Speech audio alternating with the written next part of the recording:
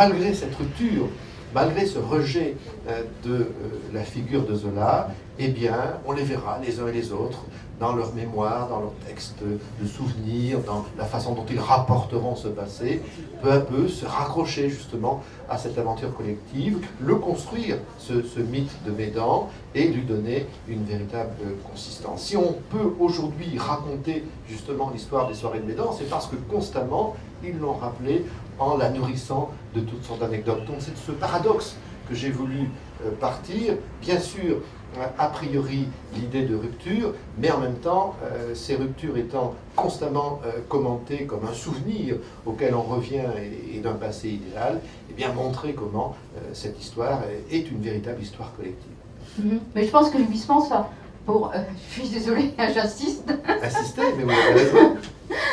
Je pense que Huysmans s'est toujours un petit peu mis à l'écart des soirées de Médan, du naturalisme. Et justement, à propos d'Arrebourg, là où j'y reviens quand même, c'est dans sa préface. Il y a une scène dans ce livre qui évoque Arrebourg, on peut en parler, allez-y. Dans sa préface, alors vous citez, je vous cite, enfin je vous cite ce que vous citez en tout cas, c'est dans sa préface de 1903, Huysmans déclare: je l'écoutais, pensant qu'il avait tout à la fois et raison et tort. Raison en m'accusant de saper le naturalisme et de me barrer tout chemin. Tort en ce sens que le roman tel qu'il le concevait me semblait moribond, usé par l'érudite, sans intérêt, qu'il le voulut ou non pour moi.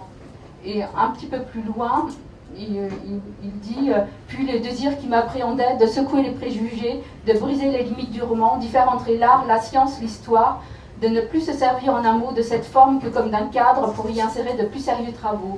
Mais c'était cela qui me frappait surtout à cette époque, supprimer l'intrigue traditionnelle, voire même la passion, la femme, concentrer le pinceau de lumière sur un seul personnage, faire à tout prix du neuf.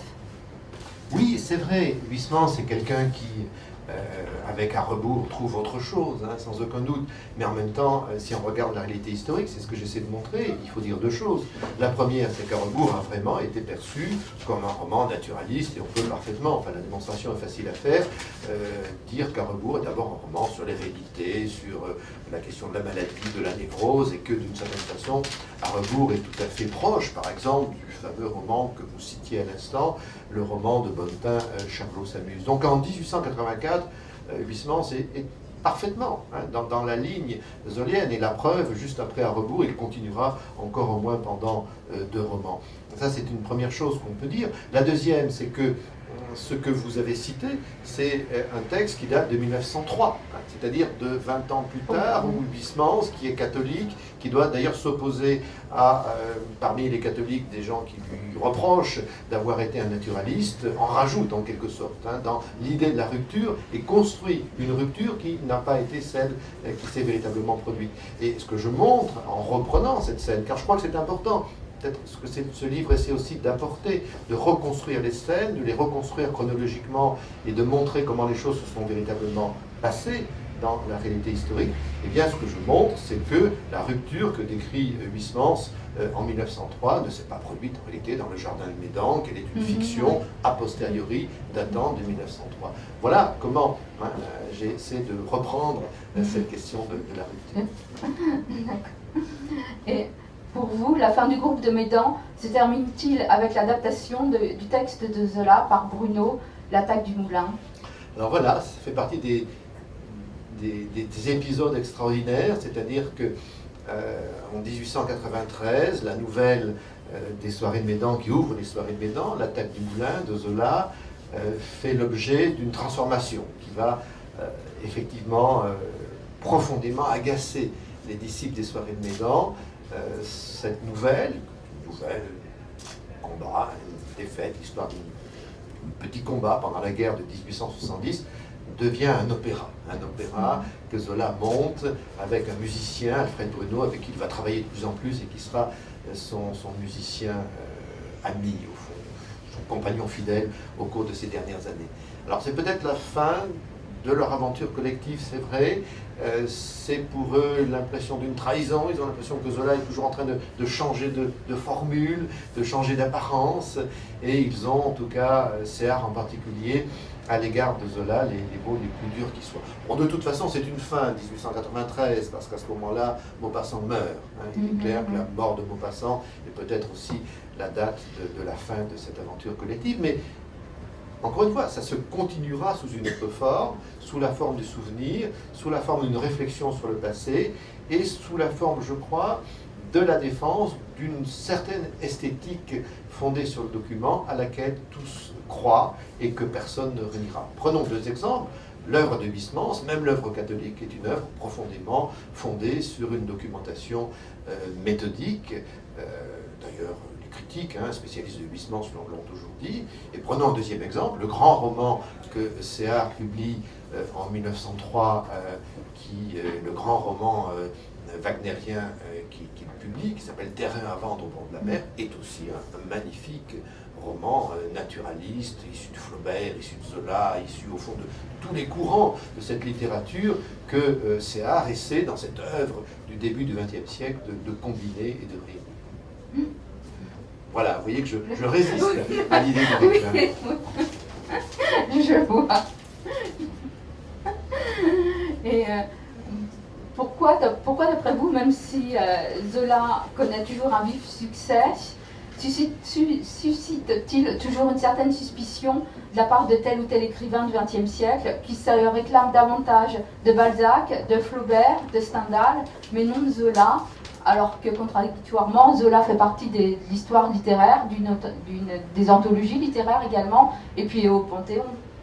Oui, c'est vrai, il y a toujours cette réticence dans la façon dont on perçoit Zola. On préfère se recommander ou de Balzac ou de Flaubert, ou évidemment plus tard de Proust. Et ce sont les grandes références du 19e ou du début du 20e qui sont souvent citées. Pourquoi cette réticence? Peut-être parce que on ne lit pas encore bien Zola, donc il faut continuer à le lire, c'est ce que vous faites aussi, c'est ce que nous faisons tous. Il faut, je crois, percevoir la complexité de son écriture, qu'on a tendance à trop simplifier, et c'est de cette façon-là qu'on comprendra en tout cas que l'aventure esthétique qui est la sienne est une aventure importante, mais peut-être que ce livre apporte une pierre de plus à cette démonstration, ou un élément de plus, c'est que, encore une fois, l'engagement de Zola n'est pas l'engagement d'un solitaire, de quelqu'un qui se serait enfermé dans sa tour de Médan. Je crois qu'il est important de montrer comment l'aventure esthétique de Zola passe par un combat collectif. Il y a eu le combat pour Manet dans les années 1867-70, il y a ce combat des soirées de Médan, et il me semble que si on saisit cette dimension-là d'une aventure collective, on a de Zola une vision plus large que ces caricatures qui souvent aujourd'hui dominent. Et puis évidemment, il ne faut pas oublier l'engagement dreyfusard, qui est la raison essentielle pour laquelle aujourd'hui Zola se trouve au Panthéon, pas très loin d'ici, dans le caveau 24, dans la crypte du Panthéon, face à Hugo. Et donc, dernière question, qui rejoint la première. Ma première question, en tous les cas, seriez-vous prêt à transformer votre livre en film? Seriez-vous prêt à en faire un film? J'en sais rien, ce n'est pas à moi de le décider. Peut-être, espérons-le, si vraiment un cinéaste a envie de filmer cela, moi évidemment je ne pourrais être que heureux. Le problème, sans doute, si on réfléchit au cinéma, c'est que ce livre aura à la fois des éléments positifs pour une adaptation de cette nature et sans doute offrira-t-il certaines difficultés. Éléments positifs, les séquences. Le découpage est là. J'ai vraiment voulu construire ce livre comme une série de scènes, et de ce point de vue-là, je peux, oui, si jamais ça pouvait tenter quelqu'un, offrir un certain découpage cinématographique. Le problème, la difficulté, ce serait la longueur chronologique. Il faudrait sans doute, mais ça, ce n'est pas à moi de le dire, il faudrait sans doute choisir dans cette matière qui s'étend sur presque un siècle.